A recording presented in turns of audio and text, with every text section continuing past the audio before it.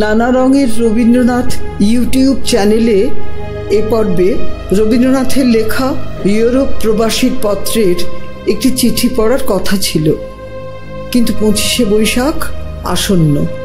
সেই উপলক্ষে পড়ছি কৃষ্ণপ্রিয় দাশগুপ্ত সংকলিত জন্মদিনে রবীন্দ্রনাথ বইটির রবীন্দ্রনাথ 65 পরিচ্ছেদের কিছু অংশ।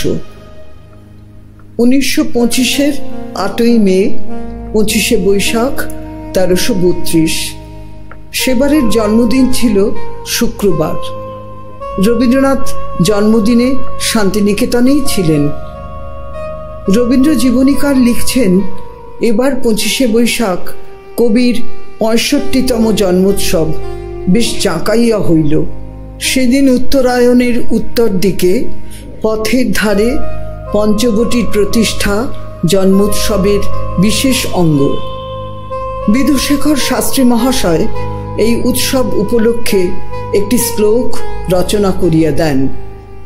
পান্থানাং চ পশুনাং চ পক্ষিণাং চ হিতচ্ছয়া এষা পঞ্চবটি যত্নান রবীন্দ্রনেন রোপিতা।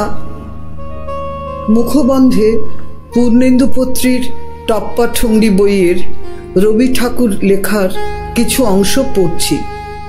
ঝড়ের মাস বৈশাখ, ঋতুচক্রের গতানুগতিক জীবনযাত্রার ঘুম ছুটিয়ে ধুলোর ধ্বজা উড়িয়ে ছুটে আসে সে।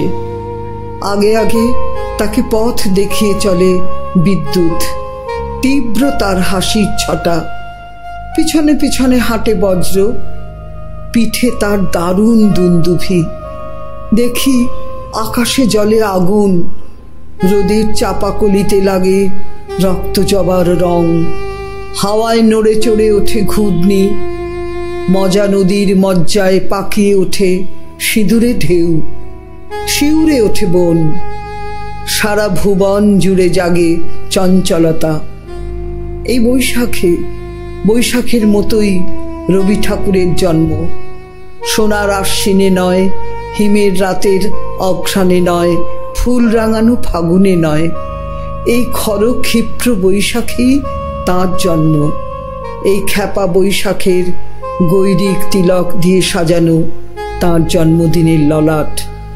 বৈশাখে প্রকৃতির নতুন জন্ম, আমাদেরও নতুন জন্ম এই বৈশাখে, 25শে বৈশাখে, রবি ঠাকুরের জন্মদিনে।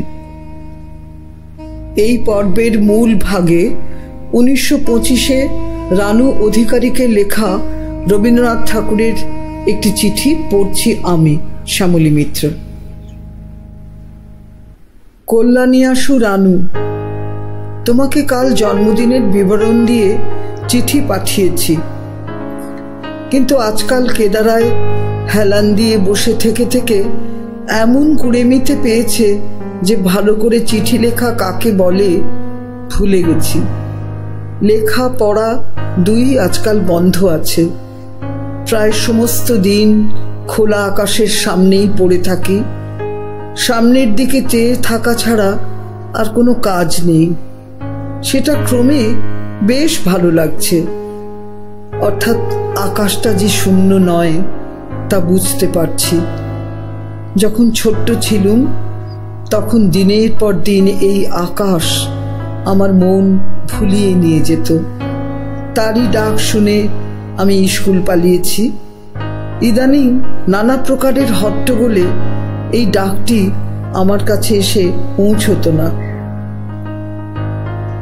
শরীর অসুস্থ হওয়াতে যেই কর্মের দাবি কম হয়েছে, অমনি নীলাকাশের বাঁশির স্বর সেই দিনকার মতোই আবার বুকের মাঝখানে এসে ছুটির নিমন্ত্রণ করে যাচ্ছে।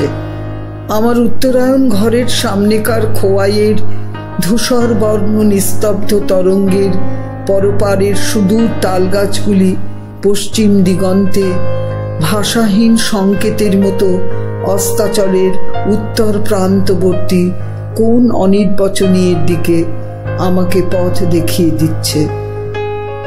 এবারকার জন্মদিন সেই পথযাত্রীর জন্মদিন। আজ 64 বৎসর পূর্বে মেঘমুক্ত আকাশের দীপ্ত আলোর নিচে এই পথিকই জন্মেছিল। বিদ্যার, ধনের, খ্যাতির তীর্থে যাবার জন্যে সে পরোয়ানা আনেনি। হাটের লোকে যাকে অলক্ষ্য বলে জানে, তাকেই লক্ষ্য করে সে যাত্রা আরম্ভ করেছিল। এবার 65 বছর বয়সের শুরুতে সেই অতি সাবেককালের কথাটা হঠাৎ আবার মনে পড়ে গেল। পথের সাথী আমাকে বরণ করেছেন। আমার জন্যে ভোগ নয়, স্বার্থ নয়, কীর্তি নয়, সঙ্গ নয়। একে একে বন্ধন ছিঁড়বে, ঘরের ভিত ভাঙবে, সঞ্চয় যাবে শূন্য হয়ে, ভিড়ের সভা হয়ে যাবে ফাঁক। তারপরে যখন সব চুকে বুকে যাবে, তখন দেখতে পাবো শূন্যতার পাত্রখানি রসে ভরে আছে। ভানুদাদা।